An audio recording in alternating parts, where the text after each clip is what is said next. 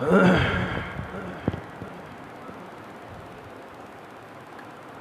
لله نحمده ونستعينه ونستغفره ونؤمن به ونتوكل عليه ونعوذ بالله من شرور أنفسنا ومن سيئات أعمالنا من يهده الله فلا مضل له ومن يضلل فلا هادي له ونشهد أن لا إله إلا الله وحده لا شريك له ونشهد أن سيدنا وسندنا ونبينا ومولانا محمدا عبده ورسوله صلى الله تعالى عليه وعلى آله وأصحابه أجمعين أما بعد فأعوذ بالله من الشيطان الرجيم بسم الله الرحمن الرحيم والذين جاهدوا فينا لنهدينهم سبلنا وإن الله لمع المحسنين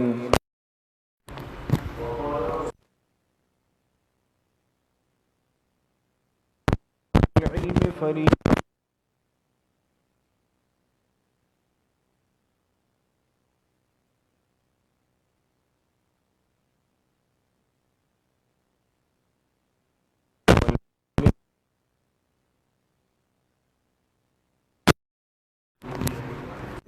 اللهم صل على محمد وعلى آل محمد كما صليت على إبراهيم وعلى آل إبراهيم إنك حميد مجيد اللهم بارك على محمد وعلى آل محمد كما باركت على إبراهيم وعلى آل إبراهيم إنك حميد مجيد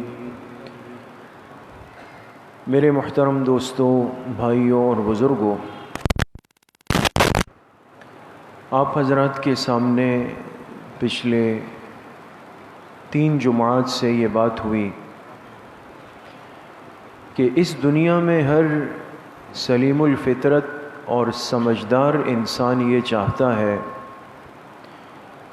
کہ اسے اللہ پاک کا تعلق اور اللہ کی دوستی نصیب ہو جائے، اللہ کے دوستوں کی فہرست میں اس کا نام آ جائے، اور جو اللہ کا دوست ہو جائے اس کو اللہ پاک اپنا ولی فرماتے ہیں کہ یہ میرا ولی ہے۔ اللہ ولی الذین آمنوا، فرمایا اللہ پاک ایمان والوں کے دوست ہیں۔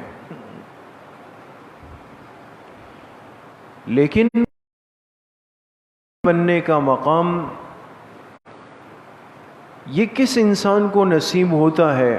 آیا اس کے لیے کوئی خاص خاندان ہو، رنگ و نسل ہو، قوم ہو، قبیلہ ہو، یا کوئی خاص قسم کی ریاضات اور مجاہدات ہو؟ کیا طریقہ ہے؟ تو عرض ہوا کہ اس کے لیے ان باتوں میں سے کوئی بات بھی مطلوب نہیں۔ اللہ پاک نے اپنی ولایت کے لیے جو شرط واحد طے کی کہ ایک شرط جس پر یہ مسلمان عمل کر لے گا وہ میرا ولی بنے گا، وہ کیا فرمائی؟ ان اولیاؤہ الا المتقون، فرمایا اللہ کے ولی وہی ہے جو کہ متقین ہیں، تقوی والے ہیں۔ جس کی زندگی تقوی اور طہارت پر ہے، صاحب تقوی ہے، اس آدمی کی ولایت میں ذرہ برابر بھی شک نہیں ہے، چاہے وہ ہمیں لباس سے کتنا ہی حقیر فقیر سادہ انسان لگتا ہو، لیکن اس کا تقوی اس کو ولی بنانے کے لیے بالکل کافی اور شافی ہے۔ اب میرے عزیزوں، دوستوں، بزرگوں، یہ بات تو اللہ پاک نے ہمیں سمجھا دی کہ میری ولایت کے لیے ضروری ہے کہ تم کس بات کا اہتمام کر لو؟ تقوی کا۔ لیکن انسان تقوی کیسے سیکھے گا؟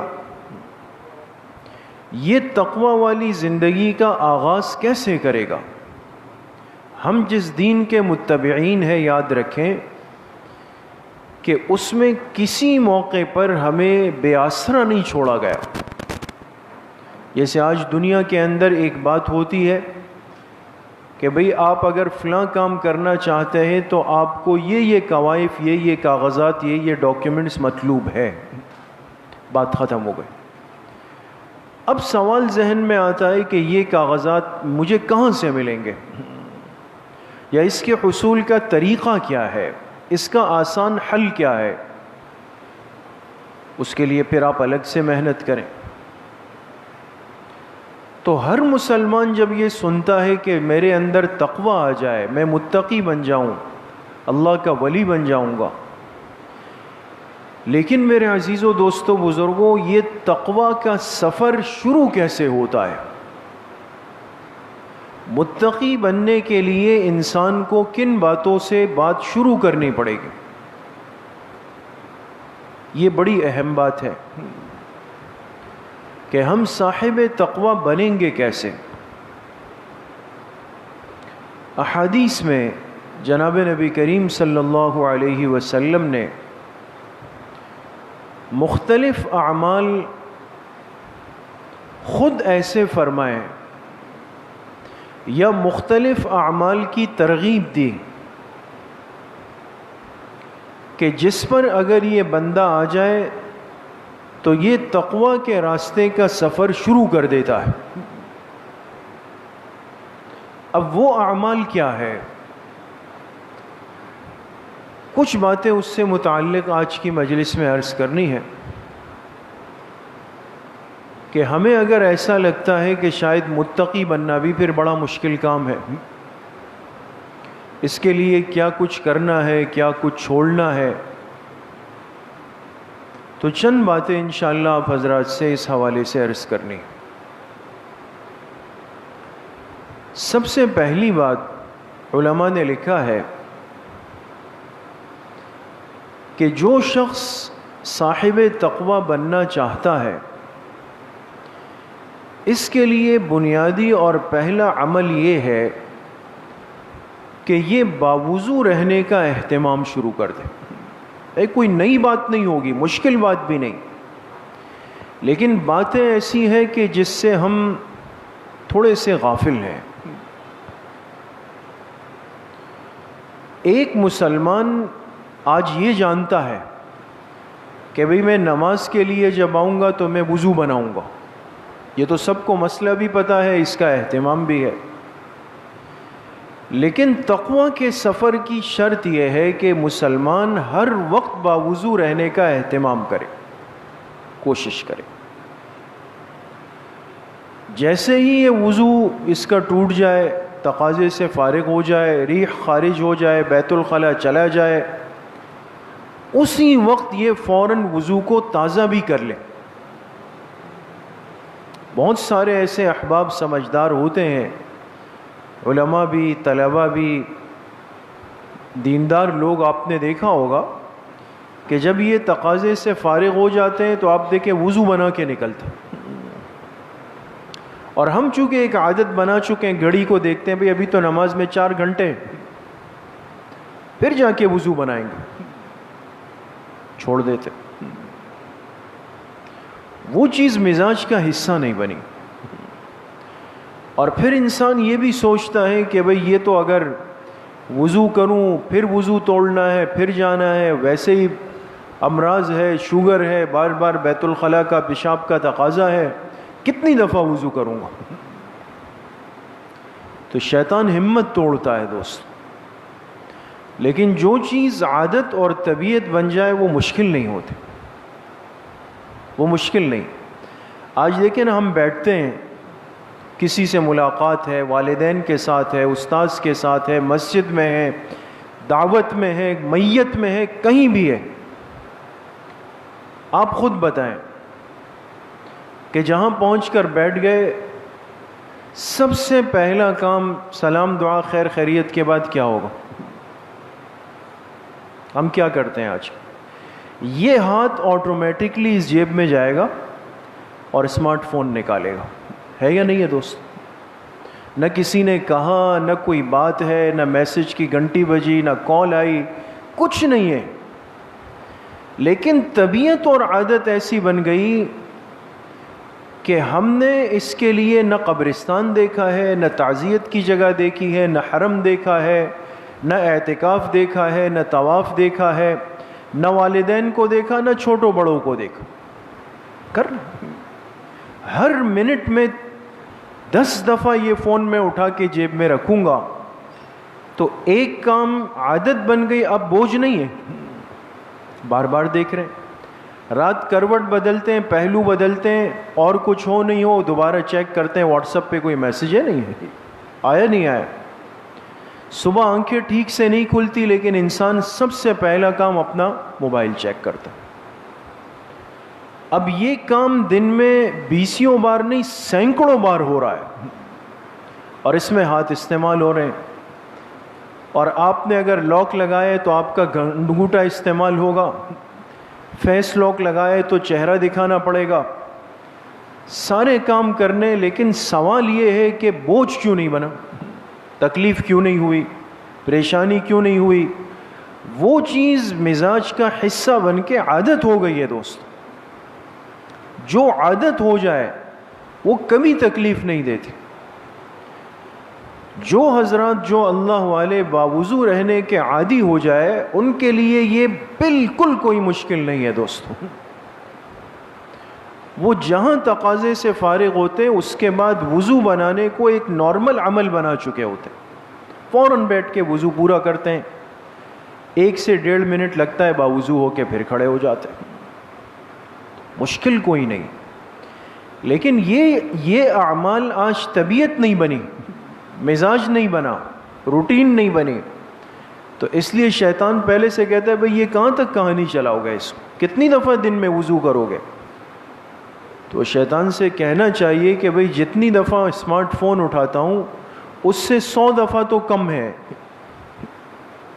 100 مرتبہ کم. جب وہ آسان تو یہ کیوں مشکل ہے؟ تو سفر تقوی کی پہلی سیڑھی دوستو، پہلی سیڑھی وہ ہے ایک مسلمان باوضو رہنے کا اہتمام کر لے. چاہے نماز میں بہت وقت باقی ہے، کافی وقت باقی ہے، لیکن ایک مسلمان باوضو ہو. اور ایک عجیب بات محدثین نے لکھی ہے، اور واقعی آپ بھی غور کریں کہ اللہ پاک نے جو وضو کا عمل اس امت کے اندر رکھا ہے اس کی بڑی عجیب برکتیں.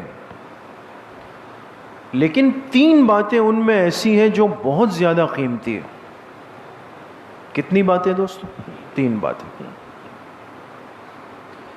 پہلی بات یہ ہے کہ جب انسان باوضو رہنے کا عادی ہو جائے تو اس کے لیے شیطانی وساوس کا، خیالات کا مقابلہ کرنا آسان ہو جاتا ہے.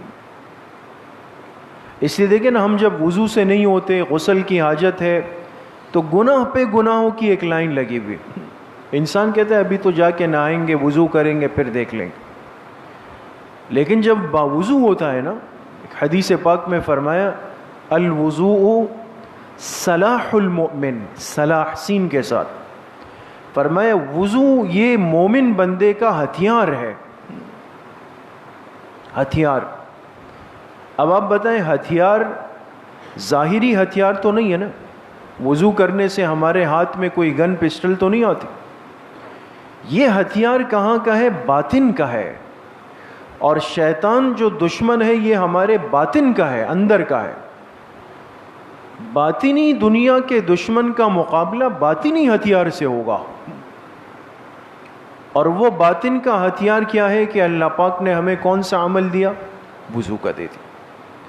انسان جب باوضو رہنے لگ جاتا ہے اس کی طبیعت میں نظافت آتی ہے، پاکیزگی کا مزاج آ جاتا ہے. اور گناہ کی نسبت ہی گندگی کی ہے، تو گندگی اور پاکیزگی ضد آپس میں. تو جیسے ہم نے ابھی جمعے کے کپڑے بدلے، صاف ستھرے کپڑے پہنے، غسل کیا، وضو کیا، خوشبو لگائی، سرما لگایا، تیار ہو کے آئے. لیکن مجھے اگر پتہ ہے کہ بھئی اس سائڈ سے جاؤں گا تو وہاں کسی نے کیچڑ ڈالی ہوئی ہے، کچرا ڈالا ہوا ہے، نہیں وہاں سے نہیں جاتے. جسم پاک ہے تو اس جگہ جانے کو قبول نہیں کر رہا.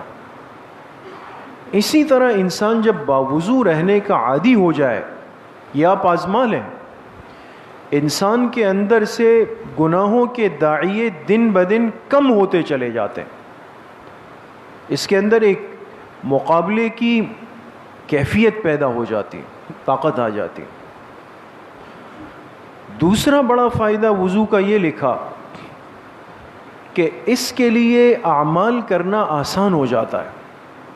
اعمال کرنا، اور یہ تو ہم تجربہ کرتے ہیں. آپ خود بتائیں، مثال کے طور پہ آپ نے ابھی جمعہ کا وضو کیا، غسل سنت کیا آئے، اور گھر جا کر آپ کسی کام میں مشغول ہو گئے 4:15 بجے مسجد سے اذان کی آواز آ گئی. کون سی نماز کی؟ عصر کی. اب اذان کا مطلب یہ کہ بھئی نماز میں 10 سے 15 منٹ باقی، 10 سے 15 منٹ باقی. تو آپ کیا سوچیں گے؟ ہم کیا کہیں گے؟ بھئی میرا وضو تو پہلے سے ہے نا، چلو بھئی جلدی سے نماز پڑھ لیتے. ایسا ہوتا ہی نہیں ہوتا. انسان کا جب وضو بنا ہوا ہوتا ہے اور نماز کا وقت داخل ہونا تو کہتے ہیں بھئی اس سے پہلے کہ وضو ٹوٹ جائے، اسی وضو سے جلدی سے بھئی اپنے فرض پڑھ لیجئے. تو جب انسان باوضو رہتا ہے اس کے اعمال خود بخود محفوظ ہوتے چلے جاتے ہیں. جب انسان بے وضو بیٹھا ہوتا ہے نا، کہتا ہے چلو ابھی وضو بنانا ہے، واش روم جانا ہے، بعد میں پڑھ لیتا ہوں، اس کو تاخیر سے تاخیر پہ لے جاتا ہے وہ. تیسرا ایک اہم اور سب سے قیمتی فائدہ یہ ہے کہ جب انسان باوضو رہنے کا عادی ہو، اہتمام کر لے، تو زندگی موت کا علم تو اللہ کے پاس ہے، کس وقت آ جائے. لیکن ایسے آدمی کی جس وقت بھی موت آئے گی یہ باوضو حالت میں جائے گا، باوضو حالت میں. اور حدیث پاک میں فرمائے کما تعیشون تموتون، انسان کی زندگی جن عادات پہ گزرتی ہے اس کی موت اللہ اسی حالت میں بھیجتے ہیں. تو ساری زندگی وضو کا اہتمام کرنے والا جب اس کی موت کا وقت آتا ہے تو اللہ پاک اس کے لیے ایسا وقت چن لیتے ہیں کہ یہ پاک صاف باوضو حالت میں دنیا سے چلا جاتا. اس لیے میرے عزیزو دوستو بزرگو، تقوی کے سفر کا آغاز سب سے پہلے باوضو رہنے کے اہتمام سے. آج یہ ہمارا مزاج اور ہماری عادت بن جائے، اور مشکل کوئی نہیں، چاہے گھر میں ہو، چاہے مسجد میں ہو، چاہے سفر میں ہو، جہاں انسان کا وضو ٹوٹ جائے، تقاضے سے فارغ ہو جائے، فوراً بیٹھ کر اپنے وضو کو جلدی سے پورا کر لیں. بہت سارے برکات ہیں.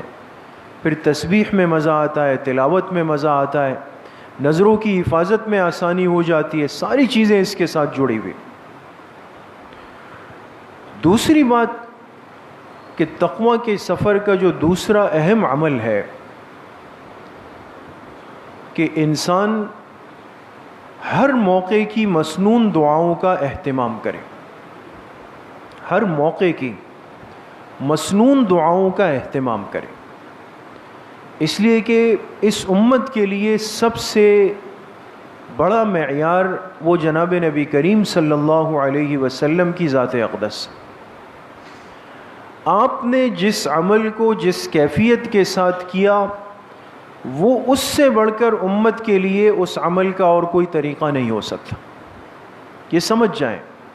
اس لیے کہ اللہ کے پاک پیغمبر نے جس کیفیت کے ساتھ کوئی عمل کیا وہ اللہ پاک نے ان کو دے دیا ہے، اور اللہ اپنے پیغمبر کو کوئی ہلکا طریقہ عمل نہیں دے سکتے.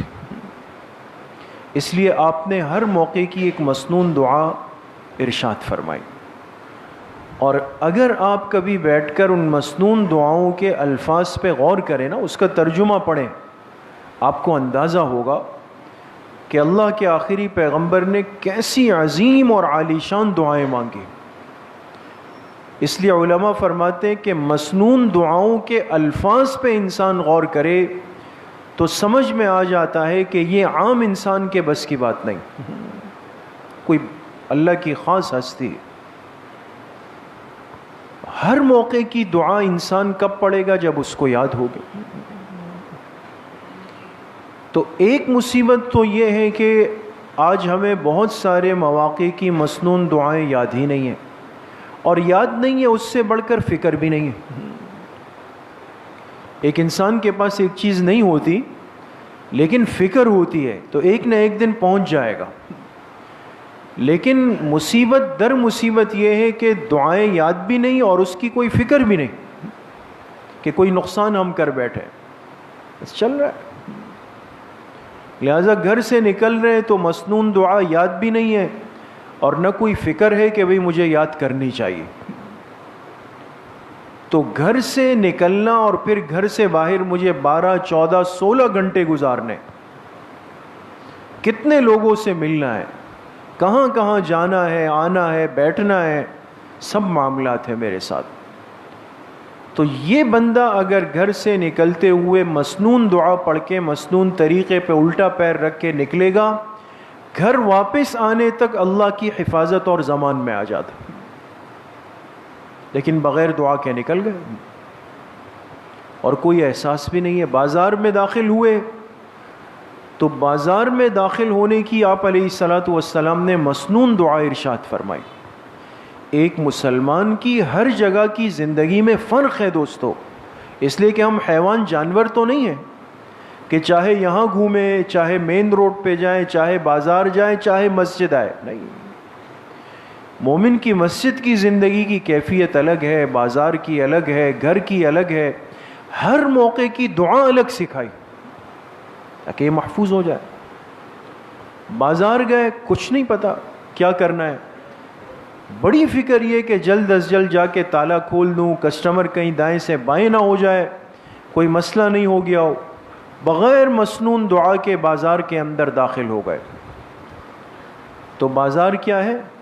ابغض البلاد الی اللہ اسواقها، زمین کے سب سے بدترین ٹکڑے فرمایا اللہ کی نظر میں کیا ہے؟ بازار ہے۔ یہ بازار ہے، کیوں؟ اس لیے کہ یہاں گناہوں کے مواقع بہت زیادہ ہے۔ فی نفسی اس زمین میں کوئی خرابی نہیں ہے دوستو کہ وہ زمین خراب ہے یا گندی ہے، زمین تو عام زمین کی طرح ہے، لیکن وہاں انسان کے جسم سے نکلنے والے بدعملی کے مواقع بہت زیادہ ہیں۔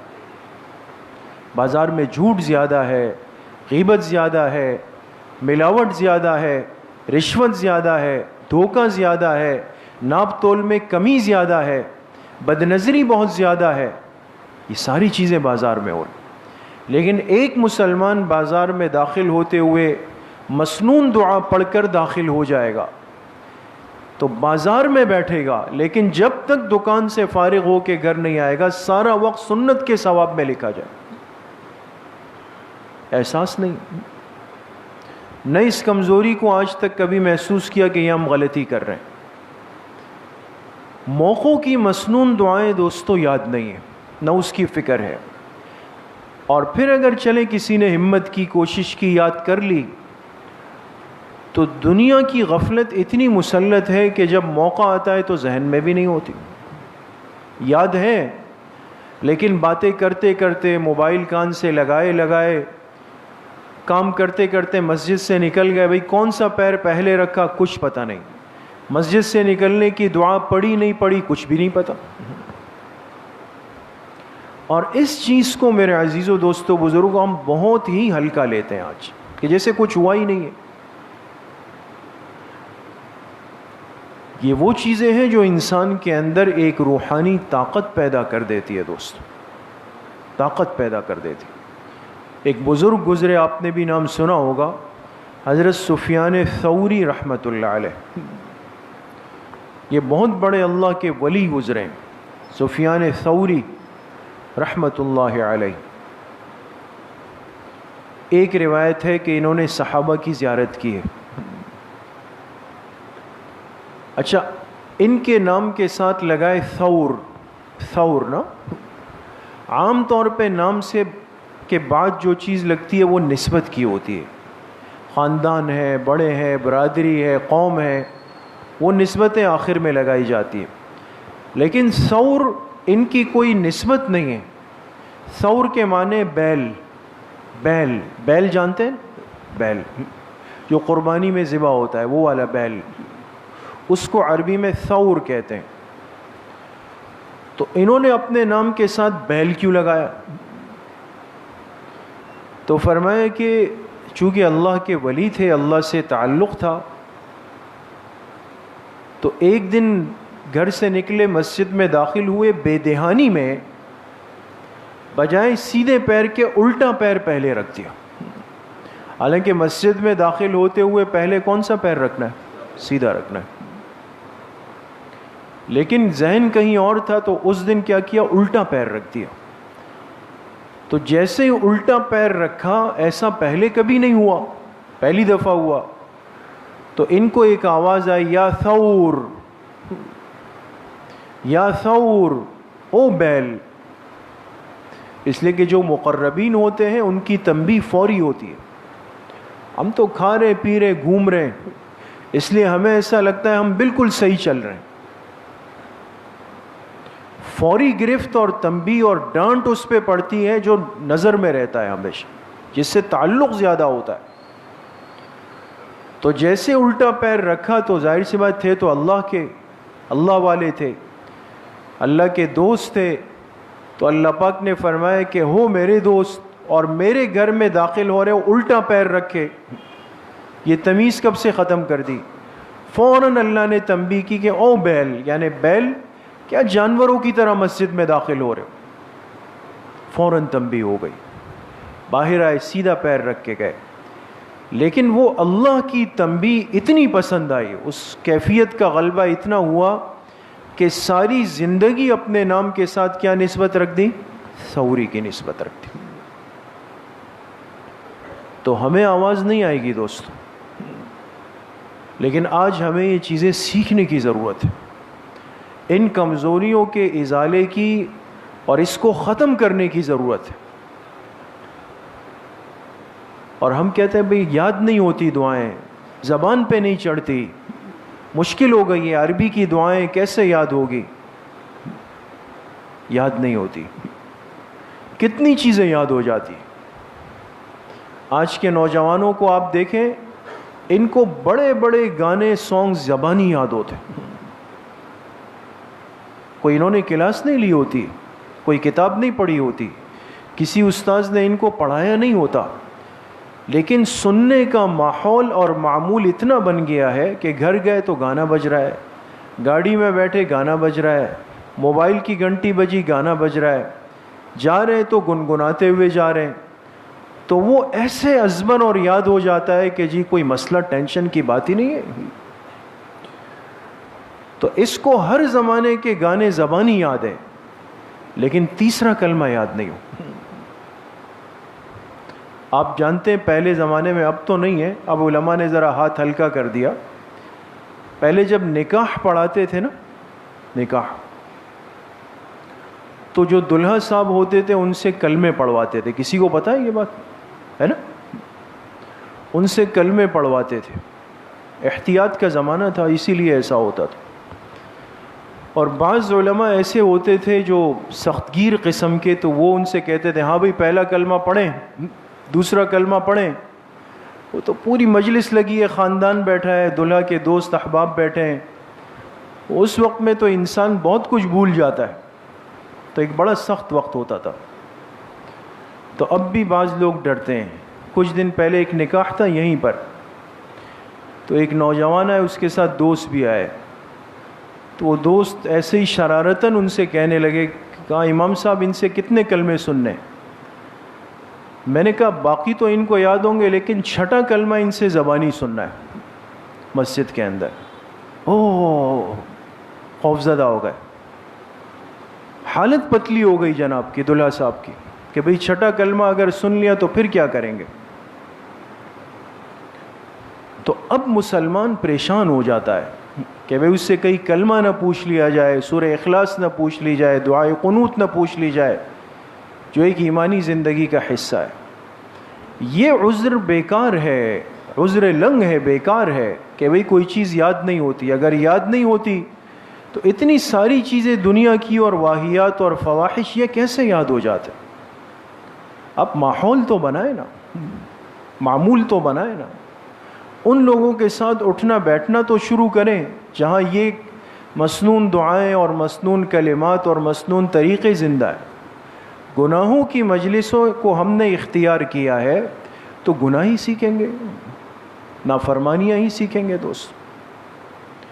تو اس لیے ہر موقع کی مسنون دعا کو ہم یاد کریں، اور صرف یاد نہیں کریں، جب اس کا موقع آئے تو وہ مسنون دعا ہم فوراً سے پڑھ لیں۔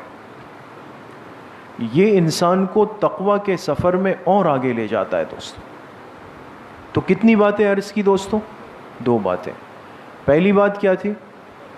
باوضو رہنے کی عادت ڈالیں، اہتمام کریں۔ اور دوسری بات یہ کہ ہر موقع کی مسنون دعا یاد کر کے اس موقع پر اس کو پڑھنے کی عادت بنائیں۔ سب کوشش کریں گے انشاءاللہ۔ اللہ کریم مجھے بھی آپ سب کو صحیح عمل کی توفیق نصیب فرمائے۔ الحمدللہ رب العالمین والصلاة والسلام علی سید الانبیاء۔